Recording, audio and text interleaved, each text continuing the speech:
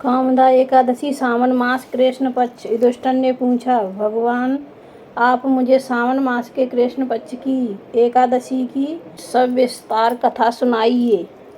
उस एकादशी का नाम तथा उसकी विधि क्या है? उसमें कौन से देवता की पूजा होती है?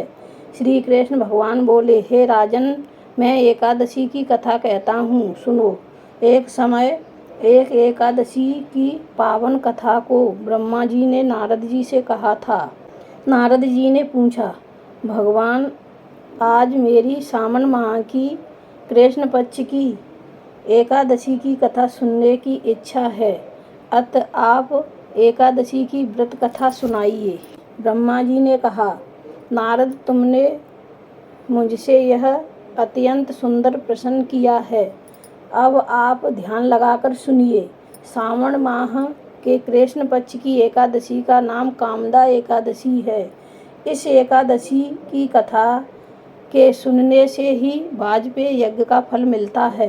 कामदा एकादशी के व्रत में शंख चक्र गदाधारी विष्णु भगवान की पूजा की जाती है। जो मनुष्य इस एकादशी को धूप दीप नैवेद्य आदि से भगवान विष्णु की पूजा करते हैं, उन्हें गंगा स्नान के फल से भी बड़ा फल मिलता है। यही फल सूर्य चंद्र ग्रहण, केदार और कुरुक्षेत्र में स्नान करने से मिलता है।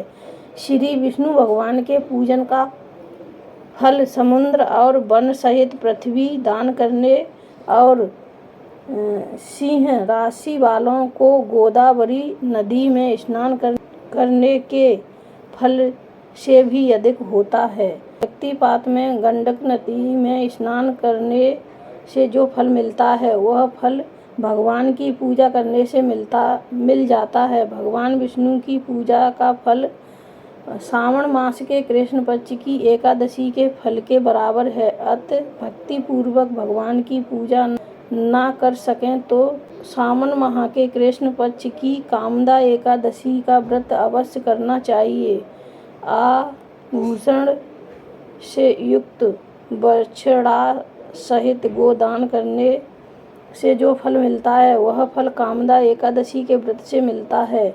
जो उत्तम द्रज नामक माह के कृष्ण पक्ष की कामदा एकादशी का व्रत करते हैं तथा विष्णु भगवान की पूजा करते हैं, उससे समस्त वेद, नाग, किन्नर, पितृ आदि की पूजा हो जाती है।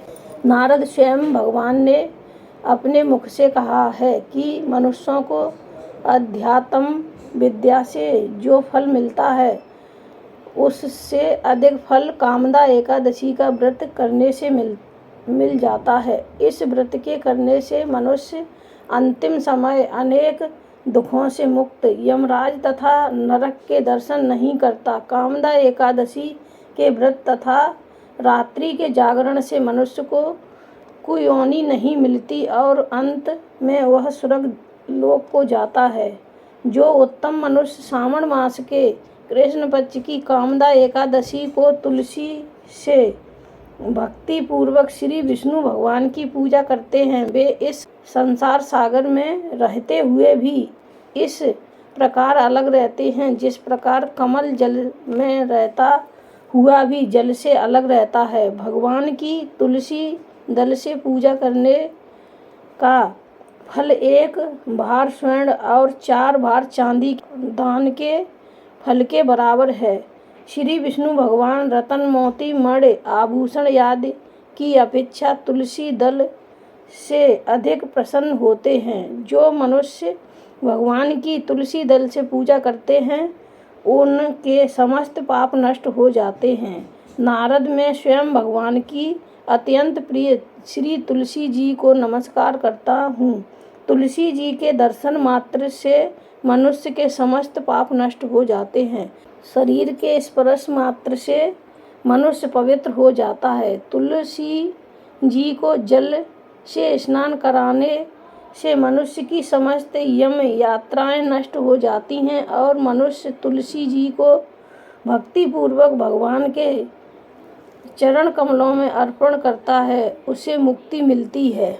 जो मनुष्य एकादशी के दिन भगवान के सामने दीप जलाते हैं, उनके पितृ स्वर्गलोक में सुधा का पान करते हैं। जो मनुष्य भगवान के सामने घी या तिल के तेल का दीपक जलाते हैं, उनको सूर्यलोक में भी सहस्त्र दीपकों का प्रकाश मिलता है। इस व्रत के करने से ब्रह्म हत्या, ब्राह्मण हत्या आदि सभी के पाप नष्ट हो जाते हैं और जो मनुष्य इस व्रत को करते हैं वे इस लोक में सुख भोगकर अंत में विष्णु लोक जाते हैं। इस कामदा एकादशी के महत्व के स्मरण व पठन से मनुष्य स्वर्गलोक को जाते हैं।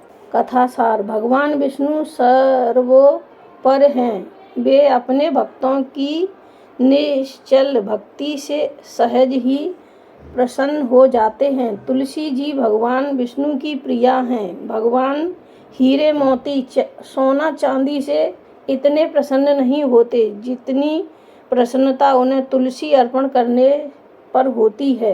बोलो एकादशी मैया की जय। बोल विष्णु भगवान की जय।